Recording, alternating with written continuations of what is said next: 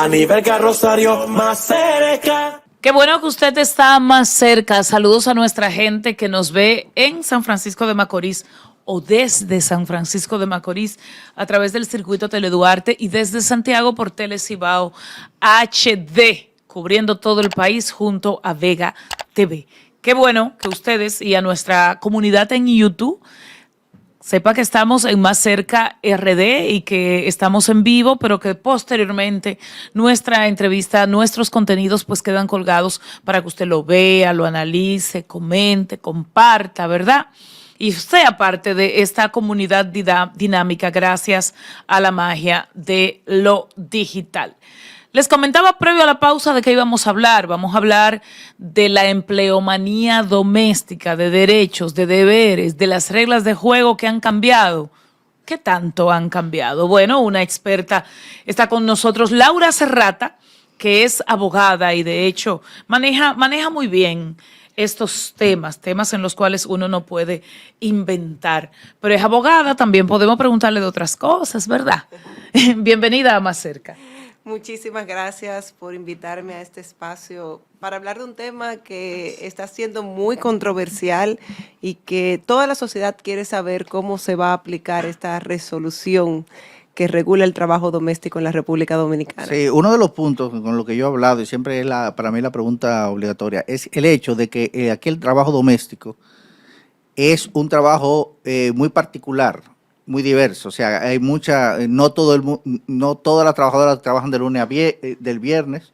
Hay las que son más nanas que trabajadoras, hay que son más cocineras que nanas, hay las que han trabajado por muchos años, hay las que tú le das el pasaje, que con 200 pesos llegan a su casa, hay otras que tú tienes que darle 500.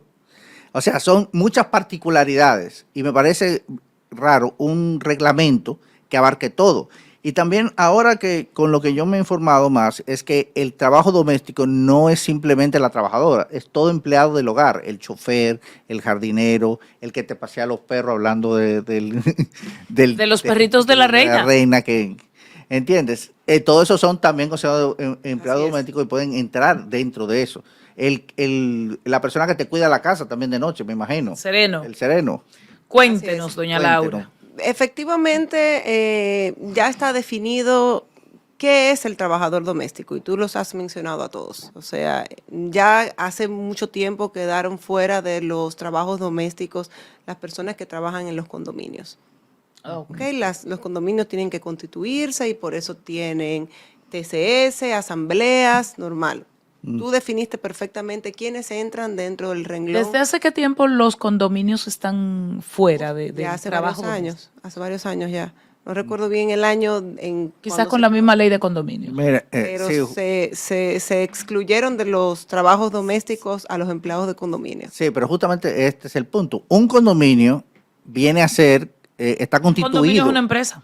Como una empresa. Así es. RNC, tú lo constituyes. Un proceso bastante largo y tortuoso, por cierto. No, porque hay que pasar por el ayuntamiento, hay que pasar por 20 oficinas. Es una empresa. Y entonces tú tienes que ver una cuenta y el banco te pide hasta la asamblea, obviamente. No, pero tú deberías ver. Pero en este caso, sí. Volviendo al tema, hay muchas dudas todavía sobre esta resolución, hay muchas zonas grises de esta resolución.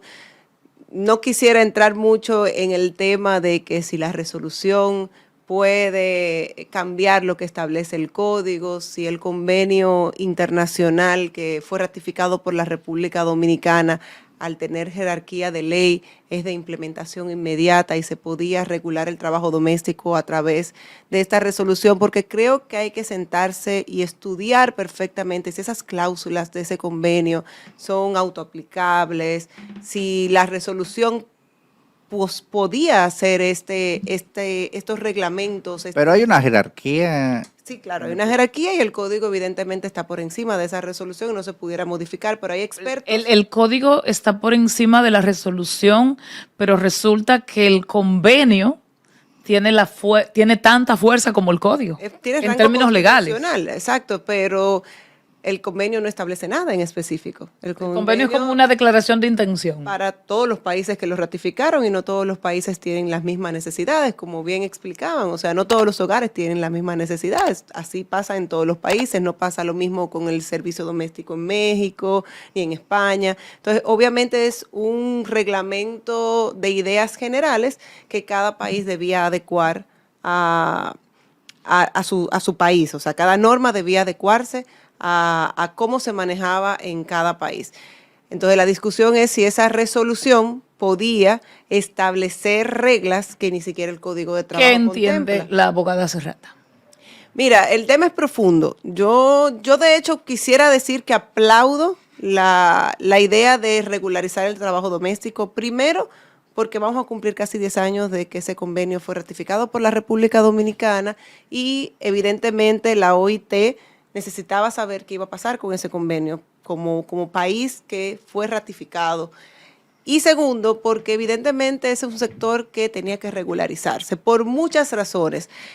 Ahora bien, yo hubiese estado más contenta, más acorde con esta resolución, si la misma hubiese hablado claramente. Todas las dudas que nosotros tenemos ahora mismo, si hubiesen sido planteadas en la resolución, yo creo que ninguno de nosotros estaríamos discutiendo si la resolución está por encima de la ley o no, porque pasó lo mismo con el convenio 183, que aumentó las semanas de embarazo las semanas de licencia. De licencia a las mujeres embarazadas, de 12 semanas a 14 semanas, y todo el mundo lo aplicó, nadie dijo que iban al Constitucional, nadie preguntó si la resolución estaba por encima de la Ley de la Seguridad Social, ni del Código. Y yo creo que el tema es básicamente lo que establece la resolución. ¿Por qué? Porque es muy sui generis el trabajo. Disculpe, una aclaración quizás.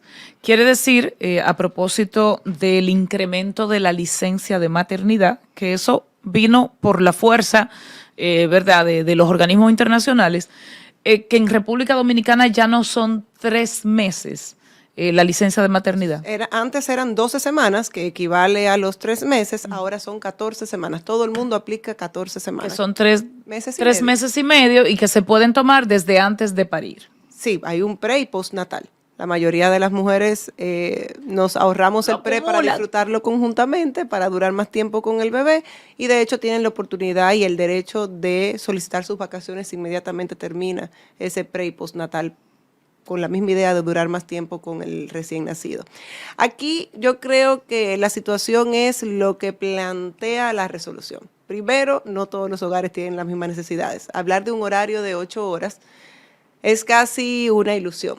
Es casi imposible de que pueda cumplirse en la mayoría de los hogares. Si ustedes le preguntan quizás a nuestros padres que ya no tienen hijos pequeños, que tienen una persona que los ayuda con la limpieza y la cocina, quizás te dirían que no, porque la doméstica no duerme en su casa y pudiera cumplir perfectamente un horario de 8 horas. Sin embargo, cuando hay necesidades donde hay niños pequeños, donde tenemos nana, donde tenemos un jardinero que no va todos los días de la semana, un chofer que trabaja casi el mismo horario que el dueño de casa, que el amo de casa, entonces cumplir 8 horas todos sería casi imposible, porque tendríamos que contar el trayecto incluso para llegar a la casa. No solamente los dueños de casa, sino también los empleados que salen de su casa, que tienen que, trabajadores de por sí en su casa, que tienen también que salir porque ya se le cumple su horario de 8 horas.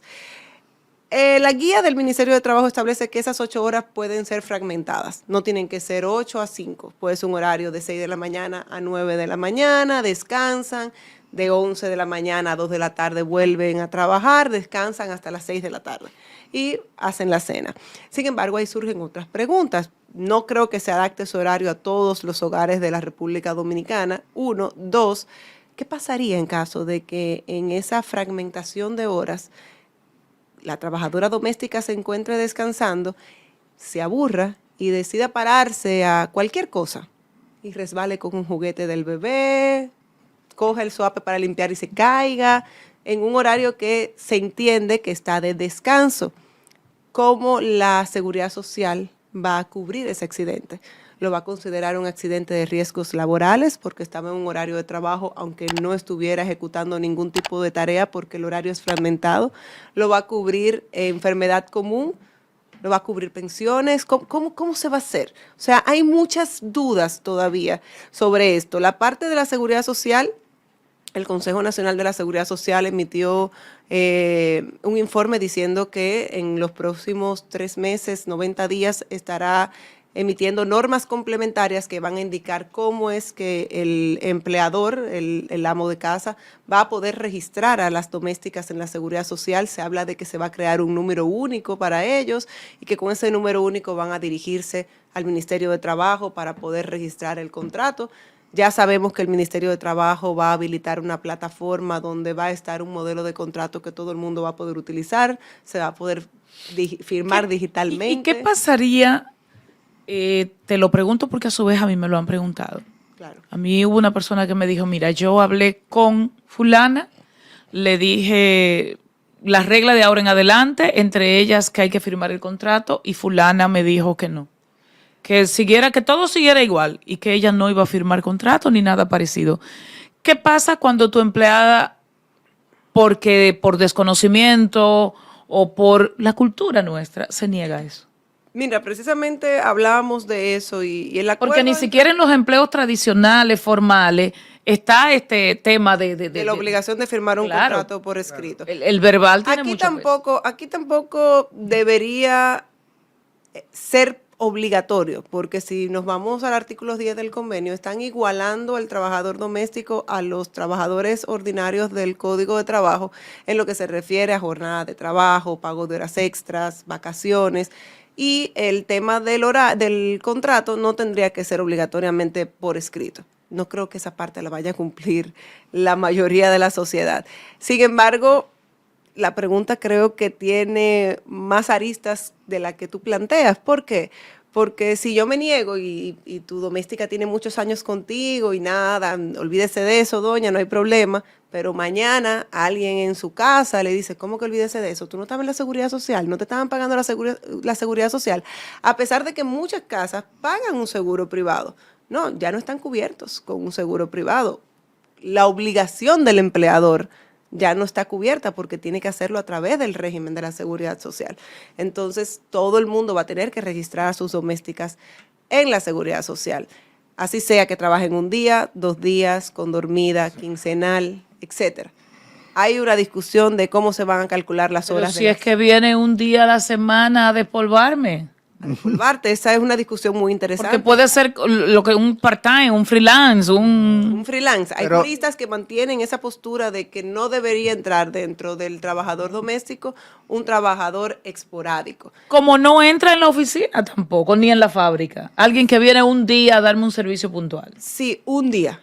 Pero si es que viene un día a la semana o un día al mes a podar mis matitas, entonces pudiera entenderse que hay un contrato. Pero es que justamente se considera un trabajador en el régimen habitual a una persona que recibe un salario. Uh-huh. Existe otra figura que es el jornalero, o sea, la persona que trabaja por hora, que no entra. Entonces, si yo tengo, por ejemplo, un jardinero o alguien que me cuida o que me pase el perro, y que yo le pago 1 hora al día, o sea, usted viene a trabajarme 3 horas al día, una vez a la semana, y yo le pago esas 3 horas. Si usted me trabaja 2, yo le pago. ¿Es un jornalero o es un trabajador? Mira, lo que pasa es que el contrato de trabajo incluso prevé esa modalidad del contrato, pagada por día, por hora, por quincena y por mes. Entonces tengo que responder que sí, que en principio entraría dentro de lo que es un trabajador doméstico, todo aquel que va 1 o 2 veces a la semana a planchar. Aunque sea por 1 hora o 2 horas o que yo le pago por hora. En principio sí. Si es habitual que haga eso en tu hogar, aunque sea un día y que vaya solamente 5 horas, sí. Muchas personas me preguntan, Laura, ¿y qué va a pasar si mi doméstica ni siquiera cumple las 5 horas? ¿Se la puedo descontar? No. ¿Y qué es lo que pasa con la alimentación y las que se quedan a dormir y con de la comida? Mira, el código y obviamente y también el pasaje, porque nunca nadie tomó en cuenta. Le preocupa el pasaje. Eso es un punto muy interesante porque la resolución no lo contempla, ni el Código de Trabajo tampoco. Es una cultura dominicana dar el pasaje. Pero en ninguna parte ustedes han podido leer que hay pasaje incluido. No. Ustedes pudieron haber visto en el código el alojamiento y la alimentación, que forma parte del 50% de su salario. O sea, se considera que si el salario mínimo es 10,000, entonces van a ser 15. Porque hay 5 hay un 50% que se entiende que está en el alojamiento y la alimentación. Espérese. O sea, de los 10,000 pesos que manda la resolución, yo podría pagarle a la persona que trabaja en el servicio de casa 5,000. No. Estoy claro. O 7,500. 5,000 que tú pagas se supone que es la mitad del salario que ella devenga, porque la otra parte tú se la das en alojamiento. Por eso, o sea, de esos 10,000 mandatorios, yo le entregaría a ella o le deposito 5. No, porque los otros 5 se van en alimentación. No, porque tú pagas, no, tu salario mínimo siempre va a ser 10, si 10. es con dormida. Si es por día, tienes que calcularlo en base a lo que establece el código, que dicho sea de paso, no lo menciona la resolución, está en el convenio, pero se divide salario entre 23.83 y te va a dar un valor de 419.63 pesos por día. Por día. Ese es tu salario por día. Y entonces el tema de las comidas indica entonces que el salario es más de 10,000. Tendrías que, sí, es más de 10,000. O sea, la resolución cuando habla del mínimo se refiere al salario, al dinero que usted entrega. Al dinero que no di que de esos 10,000, 5,000 son por comida y demás. Nada que ver. Porque alguien me dijo eso, no, nada que ver. Es el salario en efectivo o en transferencia que uno pague a la trabajadora, a lo que se refieren los 10,000 pesos. Ok, la otra parte ya se gana en alojamiento, en alimentación. Que equivaldría, o sea, ¿en qué monto calculan el alojamiento? El 50% de lo que tú devengas. O sea, quien paga 10, realmente para los fines son 15. Y se supone que si lo pagas bien, pagarías en base a 15 el salario de Navidad, etcétera. Espera. Es complicado esto. Espera. Eso está en el Código de Trabajo. Sí, no eso tiene no nada es nuevo, que ver eso con la es viejo. resolución. Eso no es nuevo, eso es viejo. Espérate, porque si es 15 o son, por ejemplo, tú le pagas, ok, olvidemos del mínimo. Imagínate que tú tengas una trabajadora que tú le pagas 17. Entonces, a eso yo le tengo que sumar el 50% para fines de salario 13 y de vacaciones. De vacaciones y de... Sí, ese es su salario. Y del dinero y del porcentaje que hay que dar. Y eso se hace. Yo creo que pocos hogares no hagan. Yo no creo que haya muchos hogares que no contemplen ese monto, al menos en el pago de Navidad. Siempre se llevan más de lo que sale del doble. Interesante. Ahora, las trabajadoras domésticas, en sentido general, eso está cambiando. Pero se trata de mujeres que resultaron excluidas en el proceso de conformación de la sociedad. Y casi siempre se trata de mujeres que no tienen un nivel de instrucción alto. Yo he encontrado servidoras domésticas que no saben leer ni escribir. Así es. Que sí te usan la lavadora, pero es como en automático, porque la uso. O que no, te dicen, y hay casas que le ponen como sticker donde le dice el amarillo apagado, es prendido, sí. porque como no saben leer tengo que decir los colores. ¿Qué pasa con esa población que es vulnerable de manera natural por su bajo nivel de instrucción y que estas complejidades puede no entenderle? Entonces estás discutiendo un contrato de trabajo con alguien que no te entiende y que tiene mucho temor. Yo creo que esa no debería ser tu pregunta.